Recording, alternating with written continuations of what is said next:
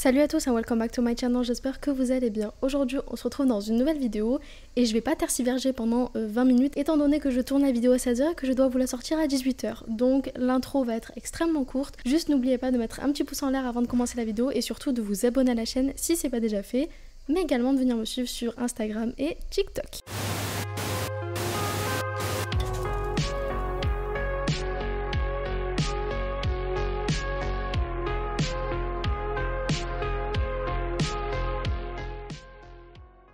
Donc comme vous l'avez vu dans le titre, aujourd'hui on va parler du film Barbie qui est sorti aujourd'hui au cinéma, hier pour l'avant-première et je suis allée le voir en début d'après-midi. Je voulais vous faire un petit retour. Étant donné que je sors la vidéo aujourd'hui, clairement je ne vais pas m'amuser à vous spoil, donc la vidéo contiendra un minimum de spoilers et si vraiment je vois qu'il y a des spoilers, eh bien je vous préviendrai à l'avance. Donc dans ce film Barbie, clairement je vais d'abord vous parler de l'intrigue, ensuite des acteurs et pour terminer de tout ce qui est costume, décor, ambiance sonore, ambiance visuelle, bref vous avez compris. On va commencer donc avec l'intrigue. Je vais être honnête avec vous, je ne m'attendais à absolument rien en allant voir ce film étant donné que j'avais à peine regardé la bande-annonce et que je m'y étais à peine intéressée, étant donné que je voulais tout simplement me laisser directement voir le film au cinéma. Ma phrase ne veut rien dire mais vous avez compris. Bref, tout ça pour dire que je ne savais pas vraiment dans quoi je m'embarquais en allant voir Barbie, je savais simplement que ça allait parler de Barbie et de féminisme. Oui, parce que le sujet est bien évidemment revenu un tas de fois et donc je m'attendais à voir un film féministe. Et je vais être honnête avec vous, même si j'ai bien aimé le film, il y a eu quelques petits moments où je me suis un petit peu ennuyée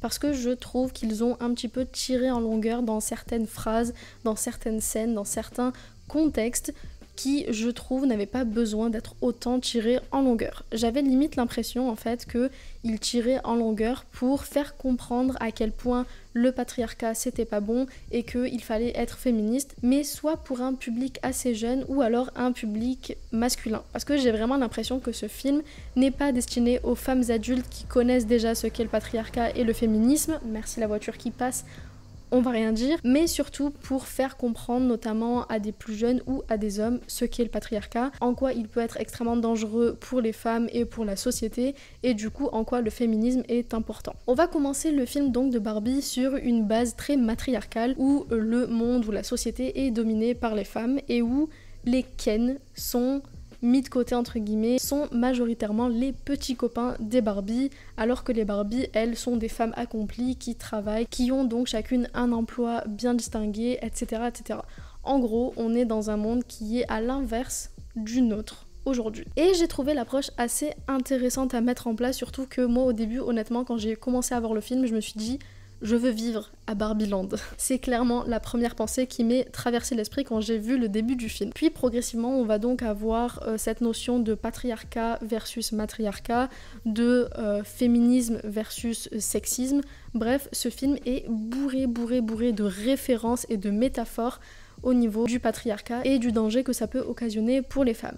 Et du coup, le monde de Barbie va être directement impliqué et directement touché par le patriarcat à cause de certains personnages. Clairement, je vous le dis, dans ce film, il n'y a pas de méchants, même si j'ai beaucoup eu du mal à aimer le personnage de Ken pendant ce film, même si, dans un sens, je comprends. En fait, et là, je pense que ça va être un petit spoiler, mais le personnage de Ken, ou plutôt les personnages qui incarnent les Ken, très compliqué à dire comme phrase, sont dans un monde où en fait on leur apprend que le patriarcat existe et où ils vont vouloir se l'approprier pour devenir un petit peu les rois du monde et du coup ça va impliquer beaucoup de choses mais sans vraiment que ce soit des méchants, plus parce que c'est comme ça. Enfin je sais pas comment expliquer mais en fait les métaphores au niveau des Ken étaient très semblables à ce que nous on vit dans notre monde actuel où il y a évidemment des hommes qui sont mauvais mais aussi des hommes qui suivent la tendance et qui suivent ce que le monde leur a toujours présenté. C'était vraiment dans ce sens-là, sauf que là, on a l'impression qu'ils sont méchants parce qu'ils vivaient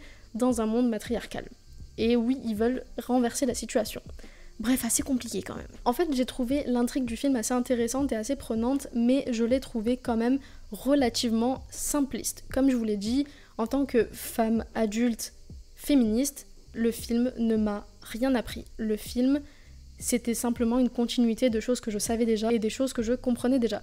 J'avais surtout l'impression que le film voulait exposer ce que les femmes vivent pour les hommes, ou plutôt pour leur montrer à eux ce qui se passe. Mais ça ne veut pas dire pour autant que c'est un mauvais film. Le film est d'ailleurs rempli d'humour, même si les moments d'humour, personnellement, je n'ai pas ri, pas parce que ce n'était pas drôle, mais parce que ça montrait tellement une réalité que j'étais trop impliquée émotionnellement dans cette réalité-là pour juste rigoler à ces blagues-là en me disant ouais ok on rigole, c'est cool.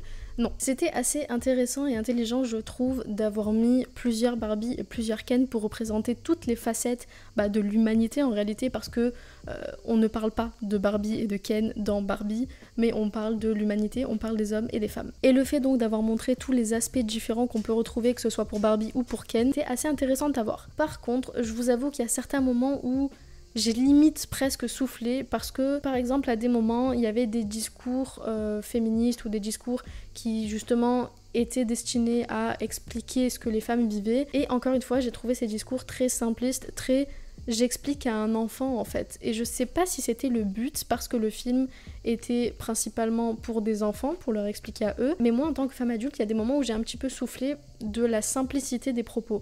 En fait le film est bien, il représente bien le féminisme et les combats pour lesquels on se bat au quotidien mais clairement si je devais montrer à quelqu'un un film féministe pour lui expliquer ce qu'est le féminisme et lui expliquer pourquoi est-ce qu'on se bat et les causes et les conséquences sur nos vies, je ne lui montrerai pas ce film-là malheureusement. C'était peut-être le point négatif, c'est la simplicité de l'intrigue, on va dire. Mais le film en soi était sympa, les 2 heures sont passées assez rapidement, c'était cool, je me suis pas ennuyée, mais c'était plus vraiment des variations avec des moments où ça tirait trop en longueur. Mais à part ça, le film était cool et je vous le conseille. Maintenant, au niveau des acteurs, je m'attendais à ce qu'on voit beaucoup plus les acteurs donc, qui incarnent les Barbie et les Ken, et au final, on voit surtout Margot Robbie, ce qui en soi est logique étant donné que c'est le personnage principal, et on va également voir une actrice, je sais plus son nom, mais c'est celle qui joue dans Le Destin de Lisa en gros. Et donc ce personnage va être extrêmement présent aussi, on va avoir un lien entre les deux qui est assez important, et du coup ça montre un petit peu le côté réel du monde réel et le côté Barbieland. À un moment donné, on a donc ce fameux personnage qui va donner un discours pour expliquer ce que la femme vit au quotidien, les pressions qu'elle peut avoir, la charge mentale qu'elle peut avoir. J'ai trouvé le discours ultra bien, mais il a été cassé par le fait qu'elle le redit plusieurs fois.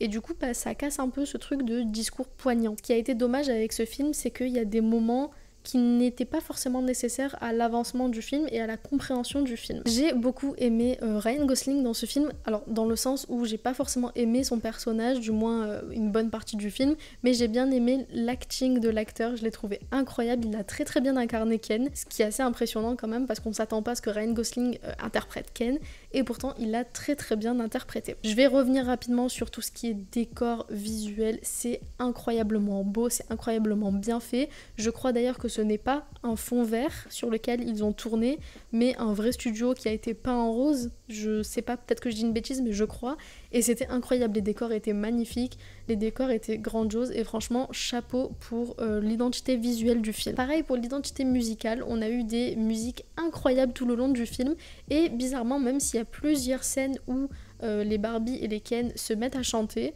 c'était pas cringe, c'était pas bizarre ou gênant, ça collait parfaitement à l'ambiance du film. Et du coup, moi qui n'aime pas forcément voir des acteurs en live action, en gros, chanter, parce que généralement il y a que dans les Disney que j'aime quand ça chante, et je parle des dessins animés, pas des live action, c'est pour ça que je parle de live action. Là pour le coup ça m'a pas du tout gêné, bien au contraire, j'ai grave kiffé les musiques, elles étaient super cool.